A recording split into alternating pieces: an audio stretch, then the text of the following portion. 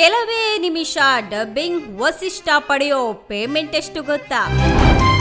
ಖಡಕ್ ನಟನ ಕಂಚಿನ ಕಂಠಕ್ಕೆ ಎಷ್ಟು ಡಿಮಾಂಡ್ ಇದೆ ಗೊತ್ತಾ?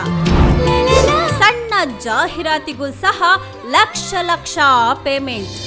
ನಿನ್ನಯ ಕೈಯಲ್ಲಿ ಪ್ರೀತಿಯ ಪುಸ್ತಕ ಆಗುವ ಸ್ಯಾಂಡಲ್ವುಡ್ ನ ಖಡಕ್ ನಟರಲ್ಲಿ ಒಬ್ಬರಾಗಿರುವಂತಹ ವಸಿಷ್ಠ ಸಿಂಹ ಅವರು ಇದೀಗ ಕನ್ನಡ ಹಾಗೂ ತೆಲುಗು ಸಿನಿಮಾಗಳಲ್ಲಿ ಮಿಂಚುತ್ತಿದ್ದಾರೆ.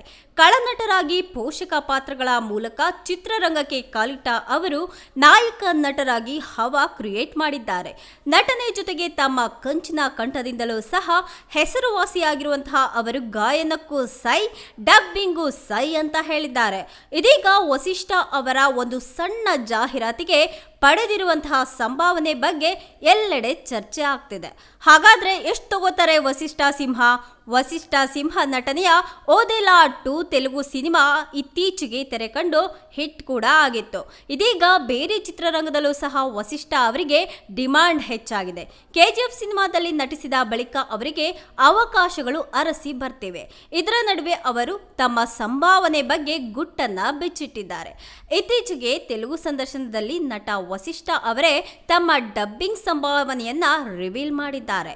ಒಂದು ಸಣ್ಣ ಜಾಹೀರಾತಿಗೆ ತಮ್ಮ ಧ್ವನಿ ನೀಡೋದಕ್ಕಾಗಿ ಪಡೆದಿದ್ದಂತಹ ಸಂಭಾವನೆ ಕೇಳಿ ಎಲ್ಲಾ ಜನರು ಶಾಕ್ ಆಗಿದ್ದಾರೆ.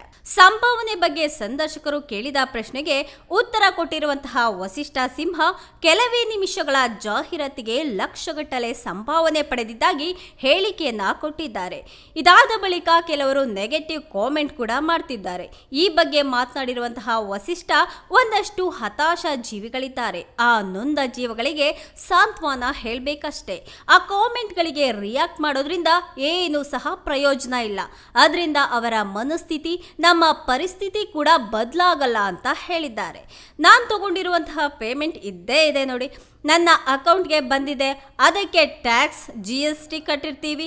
ಒಂದು ಜಾಹೀರಾತಿಗೆ ವಾಯ್ಸ್ ಓವರ್ ಮಾಡೋದಕ್ಕೆ 6 ಲಕ್ಷ ರೂಪಾಯಿಯನ್ನ ತಗೊಂಡಿದ್ದು ನಿಜ ಅಂತ ಹೇಳಿದ್ದಾರೆ.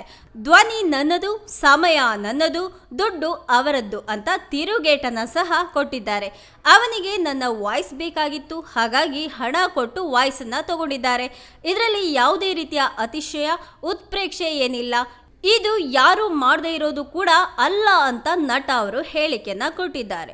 ಡಬ್ಬಿಂಗ್ ಅನ್ನೋದೇ ಒಂದು ದೊಡ್ಡ ಇಂಡಸ್ಟ್ರಿ. ಬರೀ ಸಿನಿಮಾ ವಾಯ್ಸ್ ಡಬ್ಬಿಂಗ್ ಅಲ್ಲದೆ ಜಾಹೀರಾತಿನಲ್ಲೂ ಸಹ ಡಬ್ಬಿಂಗ್ ಅನ್ನೋದೇ ಒಂದು ದೊಡ್ಡ ಉದ್ಯಮ. ಅದರಲ್ಲೂ ಸಹಜವಾಗಿ ದುಡ್ಡಿದೆ.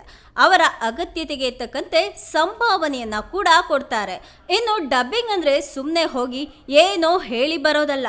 ಸ್ಕ್ರಿಪ್ಟ್ಗಾಗಿ ನಾನು ಸಮಯವನ್ನ ಕೊಡ್ತೇನೆ, ವರ್ಕ್ ಕೂಡ ಮಾಡ್ತೇನೆ, ಅದಕ್ಕೆ ನಾನು ಚಾರ್ಜ್ ಕೂಡ ಮಾಡ್ತೇನೆ.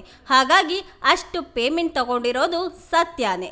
ಒಂದು ಕಂಪನಿಗೆ ಇದನ್ನ ನಾನು ಪ್ರತಿ ವರ್ಷವೂ ಮಾಡ್ತೀನಿ ಅಂತ ತಮ್ಮ ಹೇಳಿಕೆಯನ್ನ ಕೊಟ್ಟಿದ್ದಾರೆ. ಹೆಚ್ಚಿನ ಸುದ್ದಿಗಳಿಗಾಗಿ ನಮ್ಮ ಚಾನೆಲ್ನ ಸಬ್ಸ್ಕ್ರೈಬ್ ಮಾಡಿ.